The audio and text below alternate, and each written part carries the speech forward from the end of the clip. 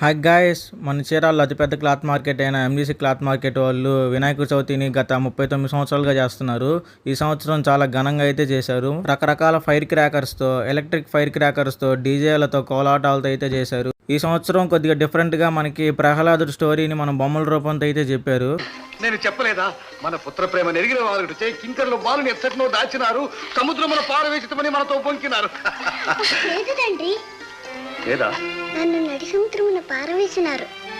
ఈ బొమ్మే మనకి ఎంజీసీ మార్కెట్లో 10 రోజులుగా దర్శనం ఇచ్చిన బొమ్మ పంచముఖ వినాయకుడు అనమాట. దాని తర్వాత కోలాటం చూసాం. కోలాటం తర్వాత లడ్డు వాళ్ళం పడబడుతుంటే చూస్తానికి అయితే వెళ్ళాం. దేవుడి దగ్గర పెట్టిన లడ్డు 102 కిలోల లడ్డు, దాన్ని 2,22,000 అయితే పాడుకున్నారు. ఫైర్ వర్క్స్ అయితే స్టార్ట్ చేశారు. 5 చెట్టులు, ఒక పాము, ఇంకోటి ఏదో పెట్టారు, డిఫరెంట్ గా ఉంది. ఇవన్నీ ఇంకా స్టార్ట్ చేసేసరికి 11 అయింది అనమాట. ఇంకా ఫినిష్ అయిపోయేసరికి నైట్ 2 అయింది. 2 దాకా ఉండి ఇంకా మేమైతే ఇంటికి అయితే బయలుదేరాం.